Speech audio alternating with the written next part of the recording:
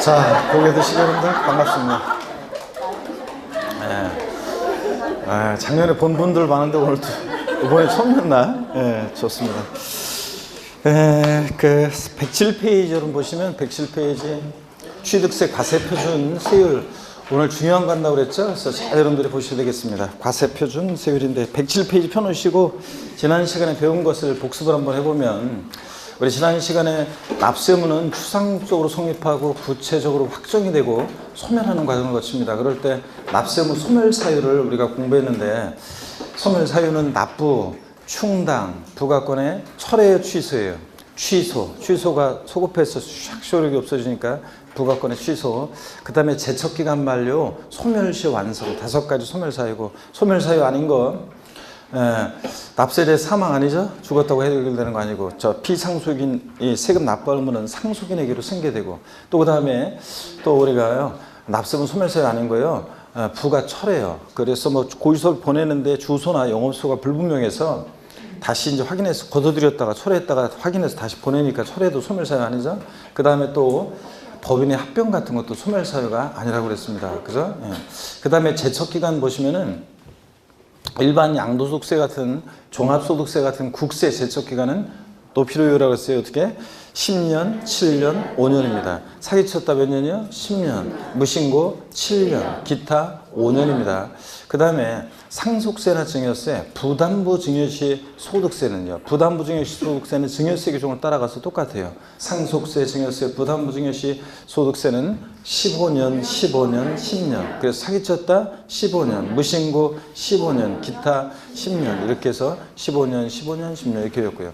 지방세 지속기간은 10년, 지방세 10년, 7년, 5년입니다. 사기쳤다 10년이고 무신고 7년이고 기타 5년입니다. 근데 무신고긴 무신고인데 어떤 사항과 결합해서 무신고는 몇 년이라고 했어요? 10년이에요. 그래서 상속이나 증여를 원인으로 취득하는 경우인데 신고기한 내 신고세 제출하지 아니한 경우 이렇게 해서 무신고긴 무신고인데 어떤 사항과 결합해서 무신고는 10년이라고 했습니다. 이렇게 되었고요. 그 다음에 5억 원 이상의 지방세 소멸시효 몇 년입니까?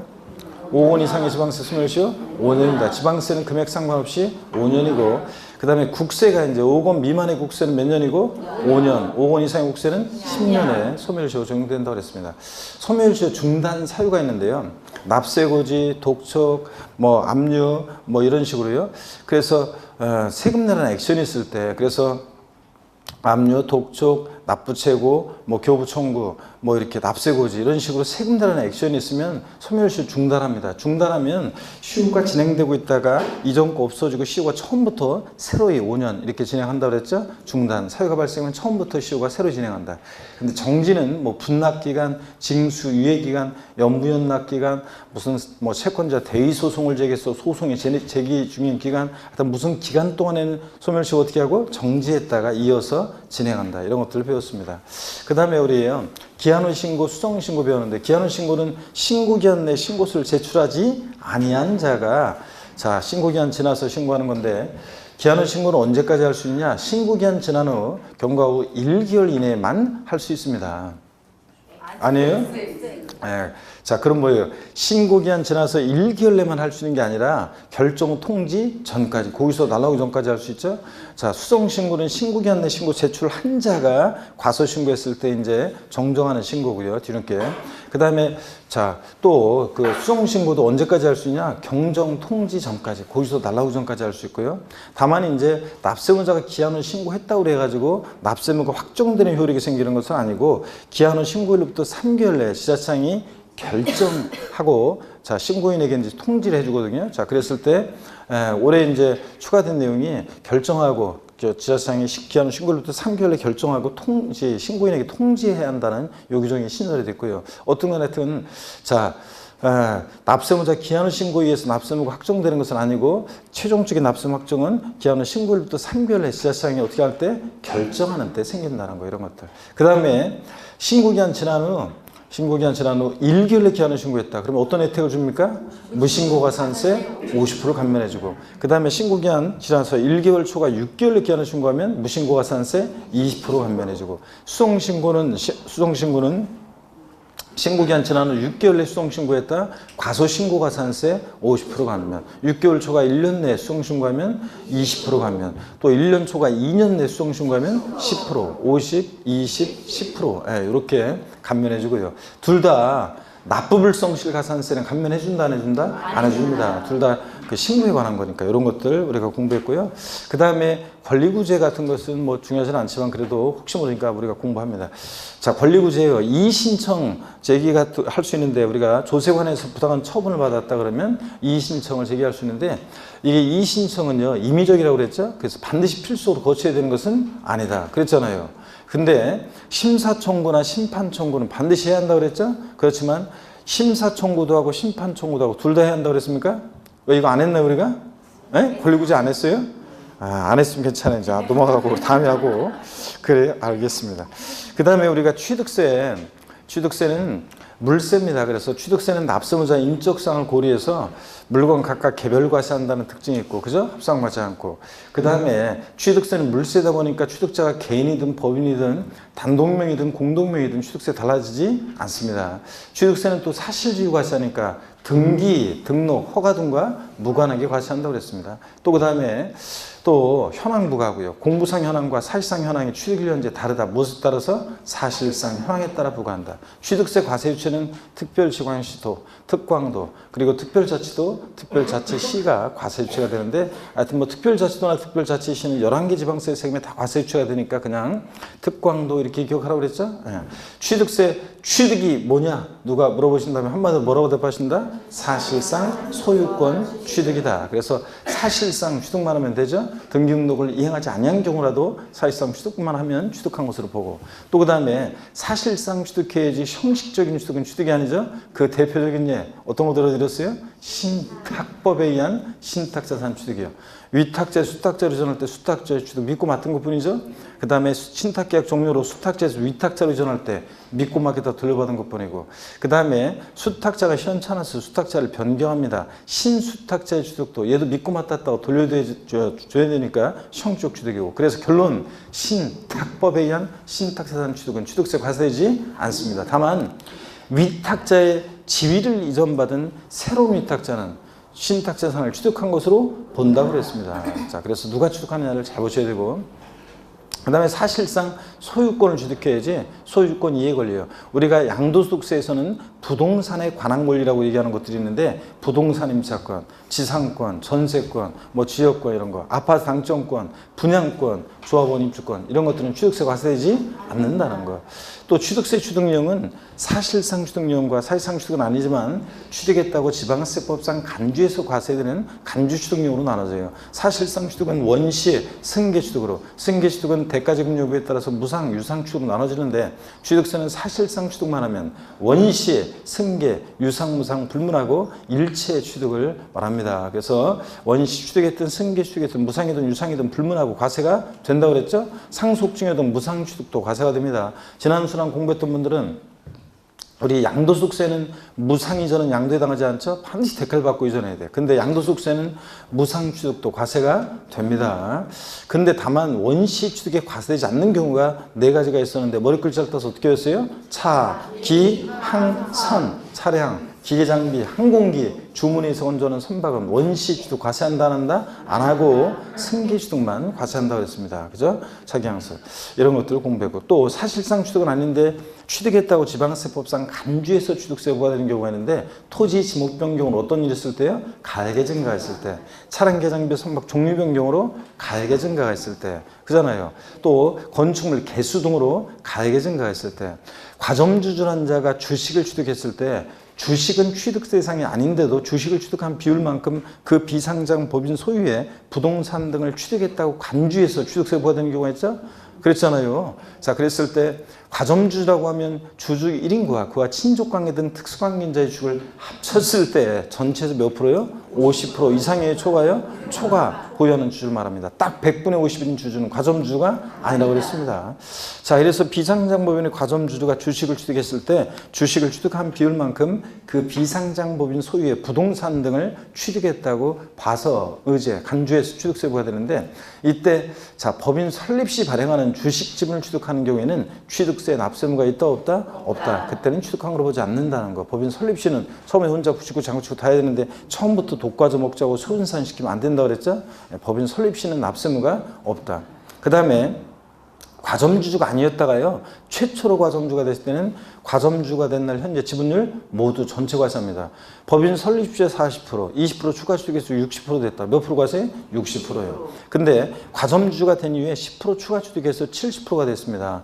요때는 몇 프로만? 10%. 과점주가 된 이후에는 뭐만? 증가분만 과세하고. 그랬죠? 증가분만. 그 다음에 또 과점주주 인 상태에서 주식이 증가 변동하는데, 예를 들어서 그 이전에 과점주였을 때 최고 비율이 70%, 그 다음에 60%로 줄었다가 그 다음에 20%를 추가 취득해서 80%가 됩니다. 예? 이런 경우에 몇 프로 과세합니까? 예. 과점주였을 때 최고 비율이 70%였다 그러면 70에서 80 늘어난 몇 프로만? 10%만 과세합니다. 근데 만약 반대로 자 이전에 과정을 생략하고 과점주였을 때 최고 비율이 80%였는데 60%로 줄었다가 10% 추가 취득해서 70%가 됩니다. 60에서 70%, 10% 지분이 증가된 날 기준으로 그 이전에 최고 비율이 80%였다 그러면 80에서 70. 이때는 납세무 있다 없다? 없다. 이런 것도 공부했고. 근데 다만 과점주 또 이런 경우도 또 공부했어요. 과점주였다가 아니게 됐다가 다시 되는 거. 그래서 60, 40, 70% 된 경우 몇 프로 과세합니까? 예? 그 이전에 과정을 생략하고 60, 40, 70% 된 경우 몇 프로 과세요? 10%. 과점주였을 때의 비율과 다시 된 비율 60에서 70 비교해서 몇 프로만? 10%만이요. 근데 요거는 과점주 근데 만약에 70, 40, 60% 된 경우는요. 납세무 없다고 그랬죠? 과점주였을 때 비율과 다시 된 비율 70, 60 비교했을 때 증가가 없을 때 납세무가 있다 없다? 없다. 이런 것도 공부했고. 다만 과점주였다가 아니겠다 다시 됐을 때 단 한 주라도 주식을 보유했어야지 아예 주주의 지위를 상실한 경우는 이 규정을 적용하지 않는다고 그랬습니다. 그래서 60 만약에 빵 프로 70 이런 경우에는 자 70% 과세하고 이런 거 배웠습니다 우리가. 자 그 다음에 과점주들은요 여러 명이 될 수 있잖아요. 주주 1인 구합과 친족강 특수강자 합치니까. 근데 여러 명이 될 수 있는데 그때 과점주들은 취득세 납부에 대해서 연대 납세무가 있다 없다? 있다고 그랬습니다. 또 여러분요 취득세 납세무자는 취득세 대상 물건을 사실상 취득한 자인데, 그죠? 그래서 등기 등록을 이행한 자에 한해서 취득세 납세무자가 된다. X입니다. 차기양선의 경우는 원시 취득자만이 납세무자가 돼요? 승계 취득자만이 납세무자가 돼요? 네? 승계 취득자만이 납세무자가 된다. 차기양선은 원시 취득은 과세하지 않으니까. 그 다음에 건축물의 조작 설비, 부대 설비에 속하는 부분으로서 주체 구조가 일체가 돼서 효용 가치를 이루고 있는 것에 대해서는 주체 구조부 취득자 이외자가 취득한 경우에도 주체 구조부 취득자가 함께 취득한 것으로 본다 그랬잖아요. 그러니까 이 말은 주체 구조부 취득자, 건물주 납세무자예요? 아니면 가설한 자예요? 건물주, 주체 구조부 취득자가 납세무자가 된다. 이런 거. 그 다음에 토지 지목 변경하거나 차량 기장비 선박 종류 변경으로 가액이 증가했을 때 취득했다 의제, 간주에서 취득세부가 되는데 이때 누가 납세무자냐? 지목 변경, 종류 변경 후의 소유자예요? 시점의 소유자예요? 그 시점의 소유자가 납세무자다. 이런 거. 주택조합이나 재건축조합이 조합원용으로 취득하는 조합주택용 부동산은 누가 납세무자입니까? 조합원이고 비조합원용 부동산은 제외한다. 조합원이 납세무자 되는 것을 제외하는 거니까 비조합원용 부동산은 누구? 조합. 이런 것들을 공부했습니다. 또 외국인 소유의 시설 대여 물건을 국내 대여시설 이용자에게 대여하기 위해서 임차에 수입할 때 누가 납세무자입니까? 수입하는 자가 납세무자. 요거 대여시설 이용자 X입니다.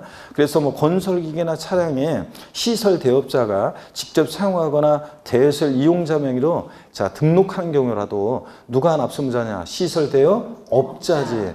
자, 대여시설 이용자가 아니다. 이런 거. 지입차량 같은 거예요. 지입차량 같은 것은 지입차주가 납세무자 된다고 그랬죠? 실제 취득대금을 지급한 자. 명의자가 아니라 운수업체 명의로 등록이 되어 있다 할지라도 자, 명의자가 아니라 실제 취득대금을 지급한 자. 그래서 지입차량은 지입차주 이런 거. 그 다음에 배우자 또는 직계 존비속의 부동산을 취득했습니다. 원칙 유상 취득한 것으로 봐요. 유상 취득한 것으로 추정해요. 증여받아 취득한 것으로 봐요. 증여받아 취득한 것으로 추정해요. 배우자 직계 존비속의 부동산을 취득하면 원칙적으로 뭐라고요? 증여받아 취득한 것으로 봅니다. 양도소득세에서는 무조건 추정이고 취득세에서는 본다, 간주한다 이거예요. 자, 그래서 본다고.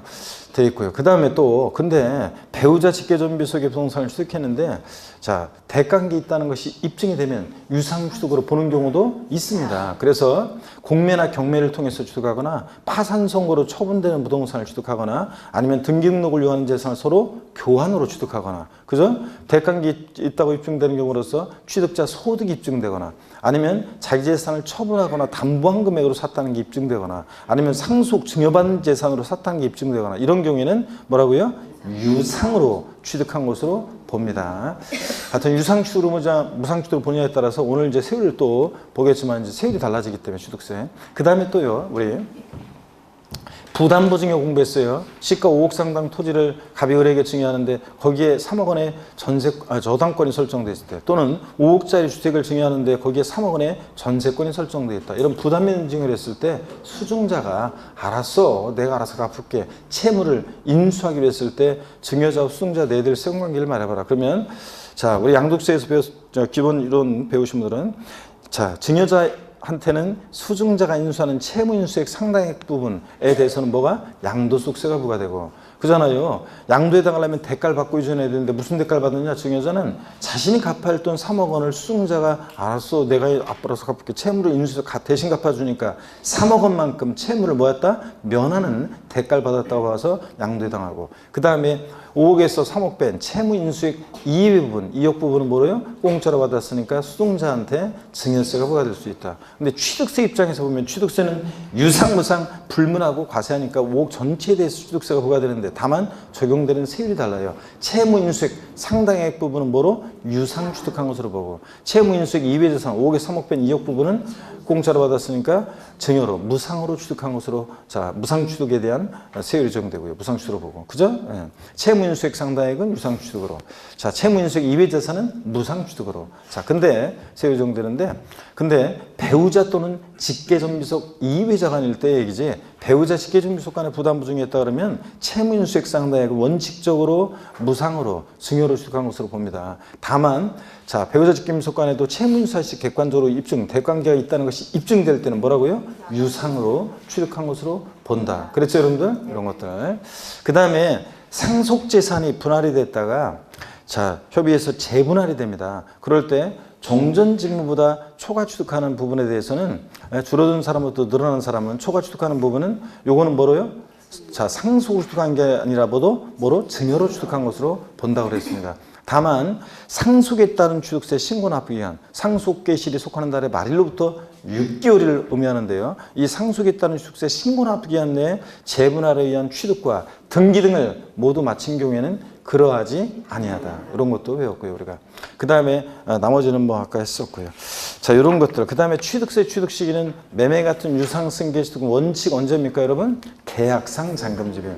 근데 계약상 잔금집이 명시가 안 됐다 그러면 계약일로부터 60일 경과하는 날입니다. 우리가 흔히 계약하고 나서 한 2달 정도 있다 잔금 치르는 거래관행을 반영한 거라고 그랬죠. 그래서 계약상 잔금집이 명시되지 않은 경우에는 뭐 등기일로 한다, 사실상 잔금집일로 한다 아닙니다. 언제다 계약일로부터 60일 경과한다. 그 다음에 언제나 항상 계약서와 상관없이 사실상 잔금집일 취득 실현하는 경우도 있는데 객관적인 취득만 인정하죠. 머리 글자를 따서 어떻게 되었습니까? 국수, 공판, 법의 경우 국가, 지자체, 조합으로부터 취득하거나 수입에 있어 취득하거나 공매, 경매 방법으로 취득하거나 판결문에 있어 입증되거나 단 이때 판결문에서 졸린 것 같았지? 판결문에서 판결문에서 잘 듣고 있는 건가? 걔 잘못 짚었네 내가. 자 좋습니다. 판결문에서 화해, 인락, 포기, 자백간주한 경우는 포함한다, 제외한다? 제외합니다. 제외하고 그 다음에 또 봅니다. 그 다음에 또 보면 수업 끝나고 쉬는 시간에 또 나한테 와가지고 또 항의하겠는데 또 알겠습니다. 자 그래서 판결문에서 화해, 인락, 물 좀 먹고 자 화해, 인락, 포기, 자백간주한 경우는 판결문에서 제외합니다. 객관성 없다고 그랬죠? 그래서 이런 경우에는 화해, 인락, 포기, 자백간주한 경우는 계약상 잔금집을 취득 실현합니다.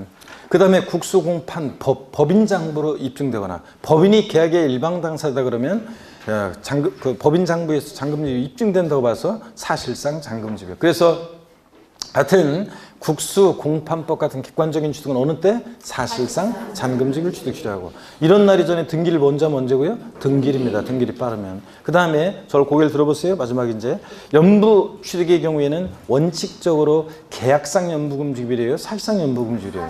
사실상 연부금지급입니다. 연부 취득은 요 규정 취득 시기는 취득 가격이 50만 원 이하, 즉 면세점 적용될 때는 연부 취득 규정 적용하지 않습니다. 자, 그 다음에 우리가요, 증여 같은 무상 취득은 언제입니까? 증여는 낙성분류식 계약이다. 그랬잖아요. 증여 같은 무상 취득은 어느 때를 취득 시한다? 계약일. 증여는 계약일. 상속 개실. 유증은 유증 개실 이런 거. 자, 물론 이런 전에 이제 등기를 하면 먼저 하면 등기이고요. 또 건축물 건축 또는 개수로 취득한 경우에 사용승인서 교부일입니다. 건축물 건축하거나 개수에 취득했다. 취득 시기는 언제다? 사용승인서 교부일입니다. 물론 그 전에 임시 사용승인을 받는다거나 이제 사실상 사용을 하면 그날이고요. 그 다음에 또 도시개발 사업이나 정비사업으로 건축한 주택의 경우에 취득 시기 소유권 이전 방식이 할 때는 소유권 이전 고실의 다음 날, 환지 방식이 할 때는 환지 처분 공고일의 다음 날이고 다음 날 빠지면 틀리다는 거. 그래서 이런 것들 우리가 공부했고, 그 다음에 뭐 비조번용 토지를 취득할 때도 주택법 규정에 따른 주택조합이 비조번용 취득할 때는 사용검사 받은 날, 이건 다음 날 아니에요. 사용검사 받은 날이고, 그 다음에 또 우리가 도정법 같은 법령에 있어 재건축조합이 비조번용 토지를 취득하거나 그럴 때는 소유권 이전 고실의 다음 날 이거. 자, 그래서 28회 때 다음 날 쏙 빼서 출제했었죠. 이런 것들을 우리가 지난 시간 배웠고, 빨리 문제 한번 여러분 풀어보겠습니다. 문제 1번부터 한번 보시면 여러분요, 지방세, 자, 기한후 신고 및 수동 신고에 관한 설명. 1번 문제부터 한번 보겠습니다. 여러분, 그래서 3월 20일 심화과정 우리 두 번째 요 문제 한번 봅니다. 1번에 보니까 지방세 기한후 신고 및 수동 신고에 관한 설명으로 틀린 거예요. 1번 기한후 신고는 지자체장이 지방세법에 따라 그 지방세 과세분과세, 가산세 포함한 금액을 결정하여 언제요? 통지하기 전까지 할 수 있습니다. 1개월 이내만 할 수 있다 그러면 틀리다고 그랬어요. 2번에 보니까 법정 신고기한 후 1개월 초과 6개월 이내 기한후 신고한 경우 무신고가산세 100분의 50을 감면받을 수 있다. 네? 틀렸습니다. 자, 1개월에 기한후 신고했을 때가 무신고가산세 50% 감면이고, 자, 1개월 초과 6개월 이내는 20% 감면입니다. 100분의 20. 그래서 2번 틀렸고요. 정답이고. 3번 법정 신고기한 경과 후 6개월 이내에 수동 신고한 경우에는 과소신고가산세, 이건 무신고 아니에요. 과소신고가산세 몇 프로요? 50% 감면받을 수 있고. 4번 납부불성실가산세는 기한후 신고의 경우에 감면받을 수 있다 없다? 없다. 신고에 관한 거니까 신고불성실가산세만. 5번 기한후 신고서를 제출한 경우 지자체장은 지방세법에 따라 신고일로부터 3개월 이내에 그 지방세 과세액을 결정하고 신고인에게 통지해 줘야 되고요. 2번 문제 봅니다. 지방세법상 취득세 과세객체가 되는 취득의 목적물이 아닌 것은 체육시설 설치 이용에 관한 법률에 의하여 골프 연습장으로 신고된 20타석 이상의 골프 연습장이요. 골프 연습장 나왔다 레저시설 나왔다 골프 연습장 같은 이런 시설물도 대상이 된다고 그랬습니다. 건축물 범위에는 포함되고. 전세권이요. 아니죠. 부동산 임차권, 지상권, 전세권 등등 이런 부동산에 관한 권리 대상이 아니라고 그랬습니다. 그 다음에 엘리베이터, 에스컬레이터 같은 승강기라든가 이런 것들 대상이 되죠. 다만 건축물의 부수에 설치되어 있는 경우에는 이런 것들도 대상이 된다. 그 다음에 지목이 잡종지인 토지 대상이죠. 여러분들 잡종지는 모든 토지 대상이잖아요. 승마 회원권, 골프, 콘도, 종합주택시설, 승마, 요트회원권, 회원권 중에서 대상이 됩니다. 얘들. 자, 그래서 2번이 정답, 소유권 이해 권리. 3번 봅니다. 다음은 취득세 납세무 성립 시기가 되는 부동산의 취득 시기에 관한 설명이 다 틀린 거 그랬습니다. 1번의 개인 간 매매에 의한 부동산의 취득 시기는 그 계약상 잔금지bil 또는 잔금지bil 전에 등기를 이해한 경우에는 등기일 중 빠른 날이다. 맞잖아요. 원칙 계약상 잔금지bil 등기일이 빠르면 등기일이니까. 2번 법인 간 매매에 의한 부동산의 취득 시기는 사실상 잔금지bil이다. 법인이 계약에 일방당사할 때, 물론 정확하게 하면 법인장부로 입증된다고 해야 되지만, 어떻게 간에 이 계약에 일방당사할 때 객관적 취득, 사실상 잔금지빌이야. 그 다음에 3번 보니까 개인 간 매매로 부동산을 취득하는 경우로서 부동산 거래 신고 등에 관한 법률에 따라 신고서를 제출해서 같은 법 규정에 따라 검증이 이루어진 취득은 사실상 잔금지비를 취득시키로 한다. O, X요. X입니다. 부동산 오늘 또 보겠지만 거래 신고 등에 관한 법률에 의해서 신고서 제출로 검증받은 취득은 객관성은 있지만 헷갈린다고 요거 취득 시기 언제로 합니까? 계약상 잔금질. 요거 계약상 잔금질입니다. 주의하시고 그 다음에 또 이러시도 보시면 3번 그래서 틀렸고요. 4번 상속으로 인해서 부동산 취득했을 때는 언제? 상속 개시. 5번 건축물 건축 또는 개수에서 취득할 때는 사용 승인서 내주는 날. 자, 근데 사실상 사용이라고 비교해서 중 빠른 날, 그죠? 임시 사용 승인 받으면 그날이고 뭐 이런 거. 4번입니다. 다음은 지방세법상 취득세에 관한 설명이다. 틀린 거. 1번 신탁법 규정에 따라 신탁재산의 위탁자 지위전인 경우에 새로운 위탁자가 해당 신탁재산을 취득한 걸 보지 아니한다. X죠? 요거 새로운 위탁자는 신탁재산을 취득한 것으로 봅니다. 1번 정답이고. 2번 배우자 또는 직계전 비속의 부동산을 취득할 때는 원칙은 뭐라고요? 증여로 취득한 것으로 보고. 3번 상속개 시후 상속인의 상속분이 확정돼서 등기 등이 된 후 공동 상속인이 협의해서 재분하는 결과 특정 상속인이 당초 상속분을 초과해 취득하게 되는 재산가액은 원칙은 뭐라고요? 증여받아 취득한 것으로 봅니다. 원칙적으로. 물론 이제 이게 상속에 따른 취득세 신고나 부기한 재분할이 있다거나 등등 그런 경우에는 물론 그러하지 아니하다 예외가 있지만요. 4번입니다. 직계비속이 직계존속의 부동산을 매매로 취득하는 때 해당 직계비속이 다른 재산으로 대가를 지급한 사실이 입증될 때는 뭐라고요? 유상으로 취득한 것으로 보고요. 대가가 입증되니까. 5번 직계비속이 권리 이전에 등기가 필요한 직계존속의 부동산을 서로 교환한 경우에는 뭐라고요? 유상으로. 교환은 대가가 입증이 되죠? 유상취득으로 보고. 넘깁니다. 5번 문제 보시니까요. 자, 이거 한번 봅니다. 지방세법상 부동산의 유상취득으로 보지 않는 것은, 그래서 이게 이제 25회 시험 때 기출문제인데 보세요. 공매를 통해서 배우자의 부동산을 취득하거나 파산성으로 처분되는 직계비속의 경우, 자, 3번 배우자의 부동산을 취득한 경우로서 그 취득 대가를 지급한 사실을 증명한 경우, 4번 권리전인 행사에 등기가 필요한 부동산을 직계존속과 서로 교환한 경우, 5번이요. 증여자의 채무를 인수하는 부담부 증여, 단 증여자와 수증자는 배우자의 김속 아니고요. 로 취득한 경우로서 채무에게 상당한 부분을 제외한 나머지 부분이요. 요거죠, 여러분들? 1번부터 4번까지는 유상식으로 보는 경우고, 5번이 이제 배우자 직계존속 간 이외, 자, 부담부증의 경우에 채무인수익 이외 재산은 뭐라고요? 무상으로, 증여로, 무상으로 취득한 것으로 봅니다. 그래서 유상식으로 보지 않는 거니까 5번이 정답이죠? 잠깐 넘기지 말고 시바타도의 할머니의 시 하나 더 읊어드리겠습니다. 너에게요. 못한다고 해서 주눅 들어 있으면 안 돼. 나도 96년 동안 못했던 일이 산더미야. 부모님께 효도하기, 아이들 교육, 수많은 배움. 하지만 노력은 했어. 있는 힘껏. 있지. 그게 중요한 게 아닐까. 자, 일어나서 뭔가를 붙잡는 거야. 후회를 남기지 않기 위해.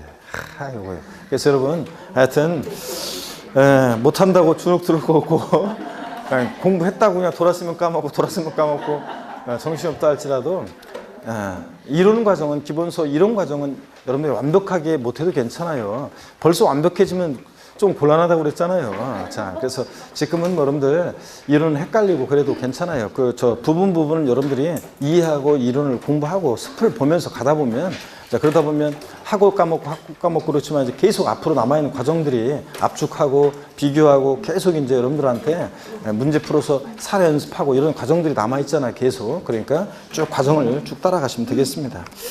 자, 여러분 오늘 그 107페이지 여러분 봅니다. 제 5절 과세 표준입니다. 고개 한번 드시고요. 스트레칭 한번 하고 본격적으로 보겠습니다. 목 운동부터. 좋습니다, 여러분들. 자, 107페이지 보니까 제 5절 과세 표준인데 작년에 계산 사례 문제가 나왔지만 뭐 또 서술형으로 또 나올 수 있는 중요한 부분입니다. 그래서 항상 잘 보셔야 되는 부분이고요. 취득세 과세 표준 한번 보겠습니다, 여러분들. 요거 바로 오늘도 또 교재를 통해서 바로 한번 보겠습니다. 일단 제 5절 한번 봅니다. 과세 표준이요. 취득세 과세 표준이요. 뭐 이런 거예요. 취득세 과세 표준.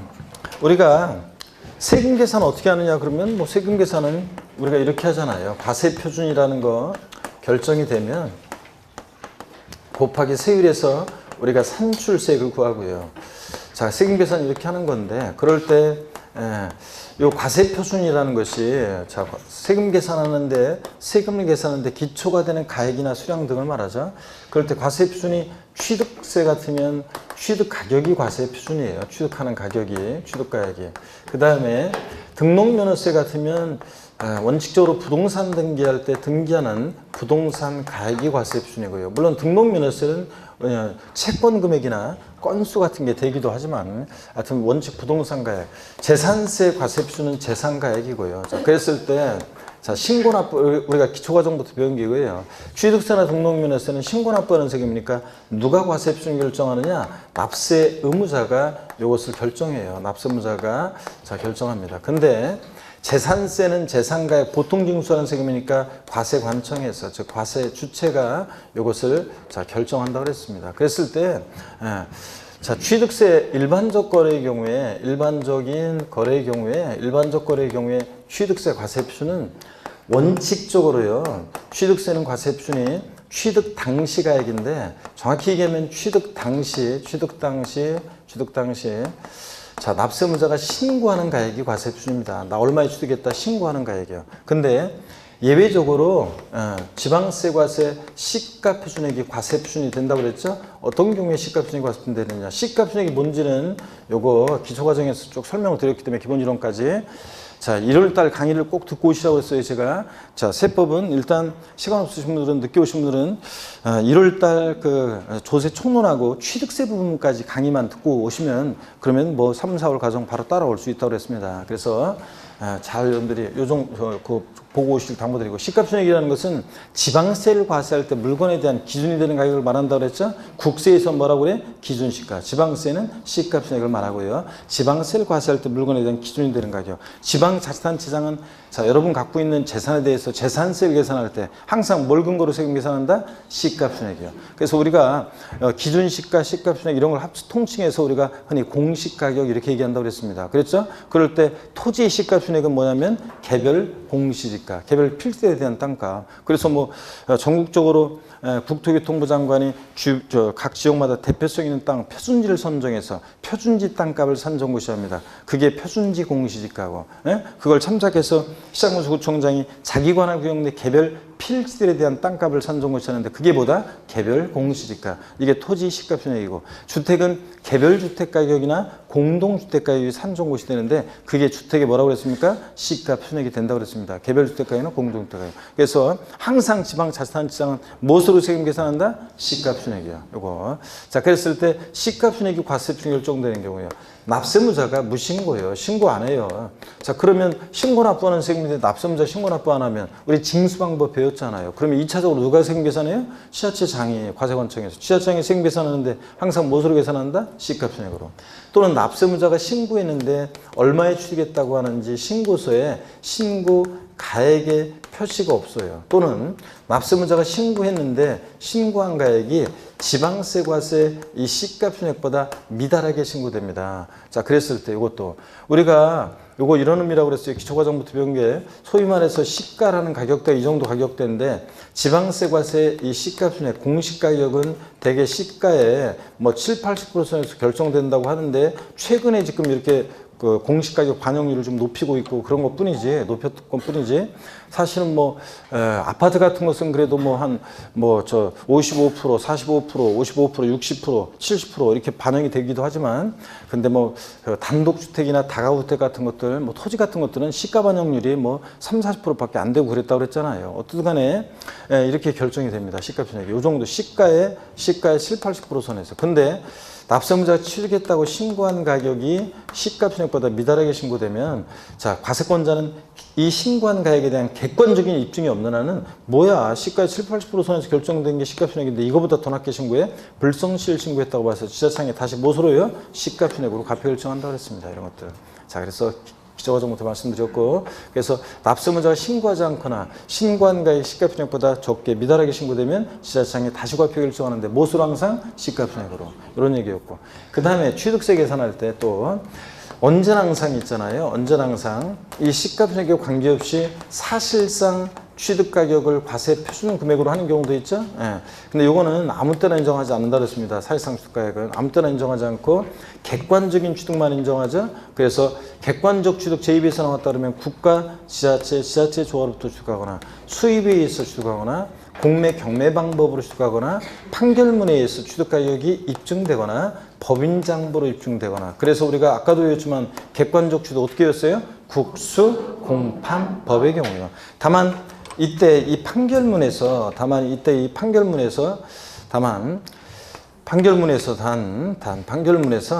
화해, 그 다음에 인락, 그 다음에 포기, 자백간주한 경우는 여기 판결문에서 어떻게 한다? 제외한다 그랬습니다. 그래서 화해 조소상으로 입증되는 가격이 시가 표준액에 미달하는 경우에도 이 화해 조소상 입증되는 가격을 취득세 과세 표준 금액으로 한다. O, X예요.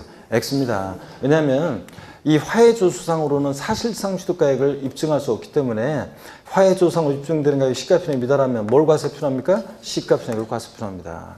자, 이런 것들. 하여튼 판결문, 민사소송이나 행정소송에서 확정된 판결문은 객관성이 있으니까 시가 표준액에 관계없이 그 사실상 취득가격으로 하잖아요. 국가로부터 제가 지자체로부터 시가 표준액 1억짜리 부동산을 7천에 취득했어요. 공무원들이 다 적어놨겠죠? 그 취득가격이 객관적 입증이 돼야 안 돼요? 되잖아요. 그러니까 국가나 지자체로부터 부동산을 유상 취득했다. 그러면 시가 표준액에 미달한다 할지라도 그 사실상 취득 가격을 취득세 과세 표준 금액으로 합니다. 그렇죠, 여러분들? 이런 것들. 공매나 수입에 의한 것도 이렇게 입증이 되고, 공매나 경매. 자, 시가 표준액 1억짜리인데 7천에 경락이 됐다. 취득세 과세 표준 금액은 얼마로 합니까? 7천만 원. 시가 표준액 1억짜리인데 경락이 됐습니다. 이게 공매에 넘어갔어요. 경락된 가격이 7천만 원이다. 취득세 과세 표준 뭐로 합니까? 7천만 원. 이런 거로. 자, 법인 장부 입증되거나 이런 것들. 하여튼 국수공판법, 객관적 취득. 근데 하나가 더 들어가요. 취득세에서 사실상 잔금 지급일을 취득시라는 객관적인 취득은 국수공판법인데 과세 표준에서는 하나가 더 들어갑니다. 뭐가 들어가냐면 부동산 거래 신고 등에 관한 법률에 따라서 신고서 제출하고 했죠. 신고서 제출하고 또 검증까지 검증받은 이런 취득의 경우에는 객관성이 있다고 보죠. 부동산 거래 신고 등에 관한 법률에서 신고 제출하고 검증까지 받은 이런 취득의 경우에는 객관성이 있다고 봐가지고 그 사실상 취득가액을 과세 표준합니다. 그래서 취득세 과세 표준에서 사실상 취득가액을 과세 표준하는 객관적인 취득 나왔다. 어떻게 외웁니까? 저를 보세요. 국수 공판법 부 같은. 마지막에 왜 그러냐면 아까 봤어요. 취득세에서 취득 시기에서 아까 부동산 거래 신고 등에 관한 법률에 의해서 신고서 제출해서 검증받은 취득의 경우에도 객관성은 있지만 한때 부동산 거래 신고 등에 관한 법률에서 검증받은 취득은 개인간 유상 취득의 경우 객관성이 있다고 사실상 잔금지를 취득시로 한 적도 있었습니다. 그렇게 했더니 자, 어떤 일이 생기냐. 여러분 공부하는 여러분들도 사실상 잔금지율, 계약상 잔금지율이 헷갈리는데 일반 국민들이 어느 때는 똑같은 개인간 거래인데 어느 때는 신고된 계약서를 보고 계약상 잔금지율부터 60일에 취득세를 신고 납부하고 어떤 때는 객관성이 있다고 사실상 잔금지율 취득시로 하는 거 이런 게 헷갈려 안 헷갈려요? 헷갈리기 때문에 부동산 거래 신고 등에 관한 법률에서 검증받은 취득도 신고 제출하고 검증받은 취득도 객관성은 있지만 취득 시기는 언제로 한다? 계약상 잔금지급을 취득시로 합니다. 예? 아까 문제도 나왔잖아요. 자, 근데 과세 표준에서는 검증받은 취득의 경우 자, 이 사실상 취득가액을 과세 표준합니다. 그래가지고 여러분 보세요. 그래서 자, 부동산 거래 신고 등에 관한 법률에 있어 신고 제출 검증받은 취득 이거 어떤 거냐 이런 거라고 그랬잖아요. 어떤 지역이 땅값이 이 정도 가격대였는데 대형 국책사업 유치된다고 소문나서 땅값이 한참 올랐습니다. 이 시가를 반영해서 지방세과세 시가 표준액이 산정고시가 됐는데 이게 무산돼 가지고 다시 땅값이 내려갑니다. 시가 표준액보다 더 낮은 가격대에 거래가 있었고 공인중개사가 자 부동산 거래 신고 등에 관한 법률 규정에 따라서 신고서 제출하고 검증기관에 의해서 검증을 받습니다. 그래 맞다. 한참 땅값 올랐을 때 그때를 반영해서 대형국책사업 때문에 올랐을 때를 반영해서 시가표준액 산정고시 되는데 그 이후에 무산돼서 더 가격이 낮아졌을 것이다. 검증받은 경우에는 이 신고가액을 사실상 취득가격으로 합니다. 그러니까 이 신고한 가액을 사실상 취득가격으로 한다. 이 사실상 취득가격으로 한다는 말 속에는 시가표준액에 관계없이 이 말이 숨어있다고 생각하시라고 했습니다. 시가표준액에 관계없이 높든 낮든 시가표준액에 관계없이 언제나 이 가격을 취득세 뭐로 한다? 과세 표준금액으로 합니다. 자, 그래서 부동산 거래 신고 등에 관한 법률에서 제출 검증받은 취득은 그 신고한 가액을 취득세 뭐로 합니까? 과세 표준금액으로 합니다, 여러분. 자, 그래서 이런 얘기, 일반적 거래와의 비교 이런 것들은 좀 이따가 또 교재를 보면서 보겠습니다. 일단은 요거요. 뭘 기억하면 스토리로 취득세 과세 표준은 취득 가격인데 신고 납부하는 세금이니까 납세무자가 과세 표준을 결정한다. 원칙 취득 당시 신고하는 가액을 과세 표준하고 예외적으로 그런데 납세무자가 신고하지 않거나 신고한 가액이 시가평액보다 미달하게 신고되거나 불성실 신고하면 지자체장이 무엇으로 과표 결정한다? 시가평액으로 과표 결정한다. 언제나 항상 근데 시가평액보다 높든 낮든 사실상 취득 가격을 과세 표준금액으로 하는 경우도 있는데 객관적인 취득의 경우에 그렇다. 어떤 경우냐? 머리글자를 따서 국수, 공판법, 부 같은 객관적 취득 그렇다. 그 다음에 여기 봅니다. 사실상 취득가액에서 다만 제외되는 경우가 있어요. 사실상 취득가액에서 제외되는 경우가 있는데 어떤 경우에 제외되느냐? 두 가지가 있어요. 두 가지가 있는데 하나는 뭐냐면 무상취득이에요. 국가나 지자체 등으로부터 우리가 유상승계 취득했을 때 사실상 취득가액으로 하는 거지 무상으로 취득했다. 자, 국가나 지자체로부터 부동산을 무상으로 취득하면 사실상 취득가액이 얼마예요? 빵원 곱하기 세율 하면 산출세 다시 빵 되니까 무상 취득의 경우는 사실상 취득가액에서 어떻게 한다? 제외합니다. 그래서 시험 문제 나오면 유상 취득인지 무상 취득인지 잘 보셔야 돼요. 국가로부터 지자체로부터 부동산을 무상으로 취득한 경우 취득세 과세 표준은 그 사실상 취득가격으로 한다. X입니다. 무상 취득했을 때 아싸 국수공판법 나왔다고 무조건 사실상 취득가격이 아니라 무상으로 취득하면 사실상 취득에서 제외하고 결국은 무상 취득의 경우는 자 법령에 얘기해 있어요. 무상 취득은 원칙 신고하는 가액 요거 원칙 신고가 예외적으로 시가평액으로 하는 이 규정을 준용한다고 돼 있는데 자 무상 취득했는데 시가평액보다 높게 신고하는 경우가 누가 있겠어요. 그래서 무상 취득은 판례나 예규에서는 시가평액을 과세 표준금액으로 하고 있습니다. 여러분 이런 얘기예요. 자 그러면 요걸 바탕으로 교재를 한번 볼게요. 107페이지입니다. 본문 내용을 한번 보니까 취득세 과세 표준은 취득세를 계산하기 위한 기초가 되는 과세물건의 가액이다. 취득세는 납세무자가 신고 납부하는 조세이므로 납세무자가 취득 당시 신고하는 가액으로 하면 원칙이며 예외적으로 시가평액 또는 사실상 취득가액을 과세 표준화한다. 1번 일반적인 과세 표준 봅니다. 원칙적으로 취득 당시 신고하는 가액인데 결론은 밑줄이고 본문도 밑줄입니다. 취득세 과세 표준은 취득 당시 가액으로 합니다. 근데 다만 이때 취득 당시 가액이라는 것은 밑줄입니다. 그래서 취득자가 신고한 가액을 말한다. 그래서 이걸 합쳐가지고 취득세 과세 표준은 원칙적으로 취득 당시 신고하는 가액에 의한다. 이런 얘기입니다. 자, 그 다음에 다만 여기도 밑줄입니다. 연부로 취득하는 경우에는 지난주에 배웠어요.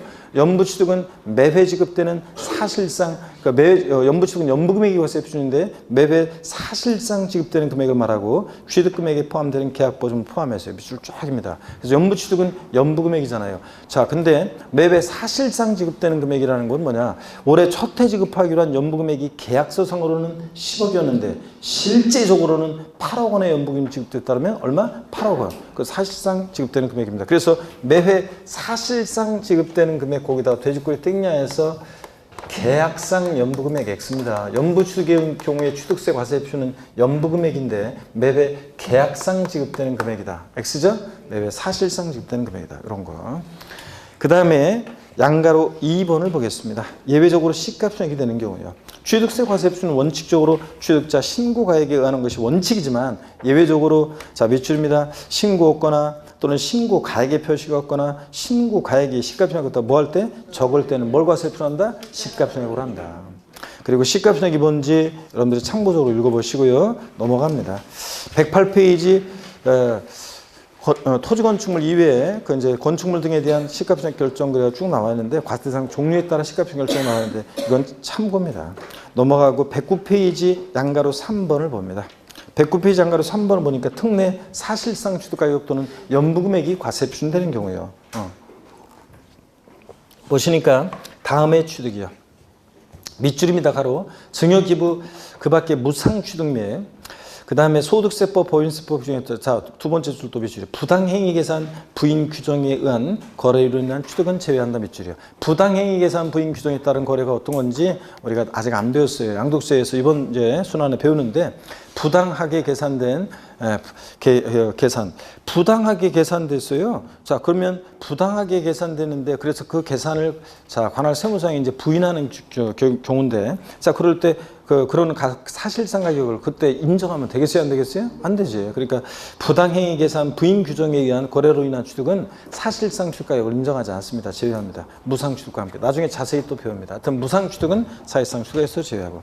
에 대해서 계속 미출입니다. 신고 또는 신고 가액에 표시가 없거나 그 신고 가액이 시가 금액보다 적을 때도 불구하고 언제나 사실상 취득 가격 또는 연부 금액을 과세 표현하는 경우가 있습니다. 어떤 경우에 자 그러냐? 다음에 취득이라고 했는데 어떤 취득? 동그라미 1번부터 5번까지입니다. 국가지자체, 지자체, 조합부터 취득, 국외 동그라미, 외국으로부터 수입에 의한 취득, 수의 동그라미, 공매 방법에 의한 취득, 공의 동그라미요. 경매도 포함이고 그 다음에 판결문, 판의 동그라미, 법인장부, 법의 동그라미요. 그 다음에 5번 부동산 거래 신고 등에 관한 법률에서 신고 제출해서 검증받은 취득, 부의 동그라미. 그래서 객관적 취득이요. 시가표현에 관계없이 언제나 그 사실상 취득가액을 과세 표현하는 객관적인 취득. 어떻게 되었다? 국수, 공판법, 부 같은 그런 경우에 그렇습니다. 그 다음에 보충 내용에 보니까 판결문에서 입증되는 경우 판결문이란 뭐냐? 민사소송 및 행정소송에 석정된 판결문 말하며 여기 비출이죠. 화해, 포기, 인락, 자백간주한 경우 어떻게 한다? 제외한다. 지난주에도 말씀드렸다시피 이런 것들은 정식 재판 전에 조정 절차 속에서 또는 재판 중에도 조정 절차 속에서 나온 거니까 사실상 취득 가격을 객관적으로 증명할 수 있는 서류가 되지 않는다는 거예요, 여러분. 자, 그 다음에 나머지는 읽어보시면 되고요. 넘어갑니다. 그래서 물론 109페이지, 109페이지 맨 아래 보충 판결문 등 그 보충에서 3번 민사집행법에 의한 경매, 국세징수법, 지방세법상의 공매 처분의 경우에 취득세 과세 표준은 경락가격 또는 낙찰가액이 된다. 그래서 여러분들 공매, 경매의 경우에는 그 공매가액, 경락가액을 자 취득세 과세 표준합니다. 시가표준액에 관계없이요. 밑줄이고 110페이지로 넘어갑니다.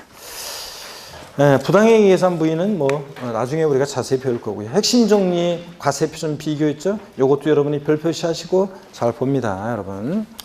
자, 먼저 보세요. 일반적 거래의 경우와 부동산 거래 신고 등에 관한 법률에 따른 신고세 제출과 검증받은 취득의 경우를 비교해 보면요. 취득 시기는 둘 다 똑같아요. 부동산 거래 신고 등에 관한 법률에서 검증받은 취득은 객관성은 있지만 헷갈린다고 유상 취득의 경우 둘 다 어느 때를 취득이 필요한다? 네, 계약상 잔금지별. 근데 과세 표준에서는 차이가 나요. 일반적 거래의 경우에 자 취득세 과세 표준은 원칙 신고 가격인데 그 신고 가액 시가 표준액보다 미달해 부등호 표시를 보세요. 그럴 땐 뭘 과세 표준한다고요? 시가 표준액이 과세되는 거고. 근데 신고 가액이 시가 표준액보다 높게 신고됐어요. 그럴 때는 원칙 신고 가격이니까 과세 표준 뭐로 해? 신고 가액이에요. 그래서 신고 가격이 1억 2천, 시가 표준액이 1억. 그럼 뭐로 해요? 취득세 과세 표준은 신고한 가액 1억 2천이요. 자, 이런 식으로. 즉 그래서 이 표현이 시험에 나온 적도 있지만 일반적 거래는 납세자가 신고한 가액과 지방세 과세 시가 표준액을 비교해서 둘 중 어떤 거? 큰 금액을 취득세 과세 표준 금액으로 하게 되고요. 근데 부동산 거래 신고 등에 관한 법률에 의한 검증받은 취득은 객관성이 있어서 그 신고가액을 사실상 취득가액으로 해요. 그래서 그 신고가액이 부등호 표수예요. 시가 표준액보다 미달한다 할지라도 뭘요? 그 신고가액을 사실상 취득가격으로 해서 과세 표준한다는 거예요, 여러분. 이런 차이점. 그 다음에 예제 문제 지난 시간에 풀어봤는데 한번 또 볼까요, 여러분들? 자, 봅니다. 취득세 과세 표준에 대한 설명이 다 틀린 거 그랬습니다. 1번, 취득세 과세 표준은 취득 당시 가액으로 한다. 그렇죠, 여러분들? 다만 연부로 취득했을 때는 연부 금액이요. 이때 취득 당시 가액이라는 것은 취득자가 뭐예요? 신고한 가액에 의하고요. 2번 사실상 취득가액은 과세상 물건의 취득시를 기준으로 좀 이따 이제 봅니다. 그 이전에 당해 물건을 취득하기 위해서 거래 상대방 또는 제3자에게 지급하였거나 지급해야 할 일체의 그 직접 간접 비용을 말합니다. 자, 우리가 이 사실상 취득가액이라는 게 뭐냐? 지금 그 사실상 취득가액이 어떤 거냐에 대해서 거기 나와 있습니다. 금방 오늘 또 배울 거고요.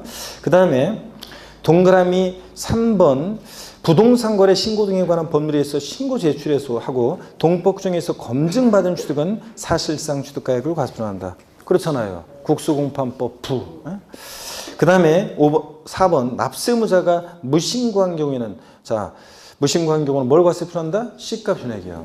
그 다음에 5번입니다. 법원에서 작성한 화해 인낙조서는 취득가액이 입증되는 서류이므로 그 조서상의 취득가액이 과세 표준이 된다. 그렇습니까? 아닙니다. 얘네들은 객관성 없는 서류들이죠. 사실상 취득가액을 객관적으로 증명할 수 있는 서류가 아닙니다. 판결문에서 제외되는 것들, 화해, 인낙, 포기, 자백 간주한 경우는 객관성 없다. 이렇게 해서 우리가 봤습니다. 여러분, 그래서 조금 처음 오신 분은 정신없었겠지만 좀 빨리 제가 설명했는데, 왜냐하면 요 내용들은, 요까지 내용은 우리가 기초 입문과정이라든가 1, 2월 기본서, 우리가 기본이론 과정이라든가 지금 2번 계속 반복해서 했기 때문에 조금 빨리 제가 설명을 드렸습니다. 자, 그리고 111페이지 보충 내용 있잖아요. 사실상 취득가격 보험이요. 이게 이제 작년에 여기서 이제 계산 사례 문제가 나왔어요. 그래서 올해 또 뭐 계산 문제가 또 나오거나 그러진 않고 있고, 근데 어떠간에 올해 개정 내용도 있고 그래가지고 한번 그냥 또 공부는 하고 가셔야 됩니다. 잠시 쉬었다가요, 취득세 사실상 취득가격 보험이라든가 특수한 경우 이제 이런 거래를 보고 또 그 다음에 세율 이런 식으로 넘어가겠습니다. 잠깐 쉬겠습니다.